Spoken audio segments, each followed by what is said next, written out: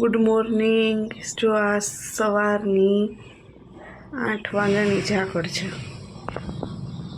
જોઈ શકો છો તમે. કંઈ દેખાતું જ નથી.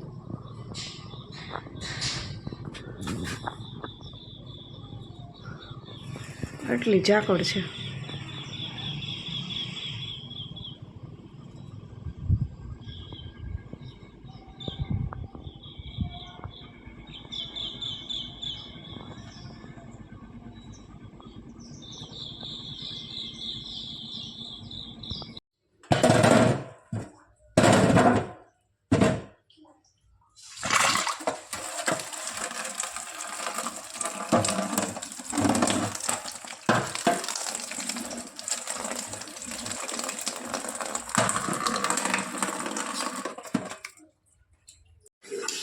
Sitaram, Har Har Mahadev. Hello YouTube family, કેમ છો તમે બધા? તો આજે જો એક નવી રેસીપી બનાવું છું, તો વિડીયોમાં આગળ બન્યા રહેજો. થોડી વાર પછી પાછા મળીએ.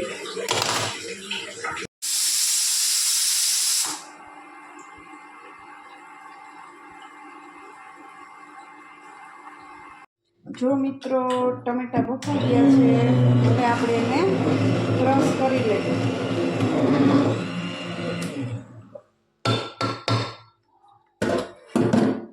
ક્રશ થઈ ગયા છે. હવે આપણે ગાળી લઈએ.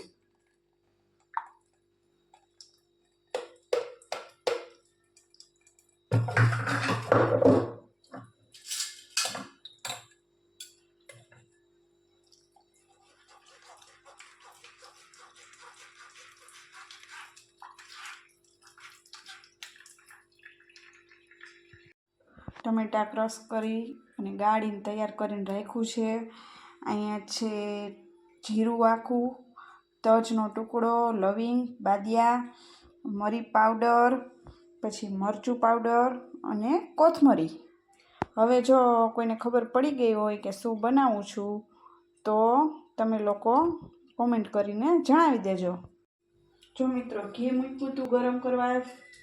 ઘી આવી ગયું છે, ફૂલ સરસ ગરમ થઈ ગયું છે.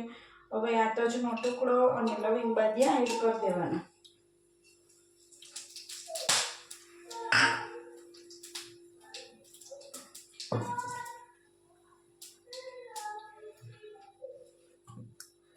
અને હવે એમાં આપણે આ ટમેટા ક્રશ કરેલા છે.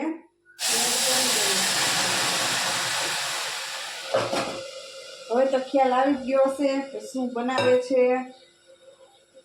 પછી એમાં આપણે સ્વાદ અનુસાર મીઠું તો ટમેટા બાફવામાં જ આપણે એડ કરી દીધું હતું, એટલે હવે મીઠું નહીં નાખીએ.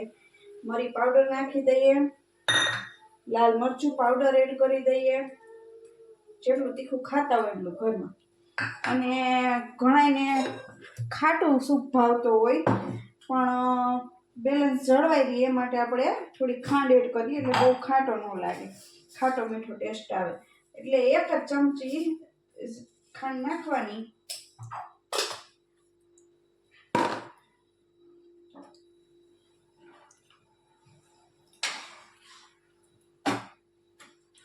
જો આપણો સૂપ મસ્ત પાકે છે, પાકવા દઈએ.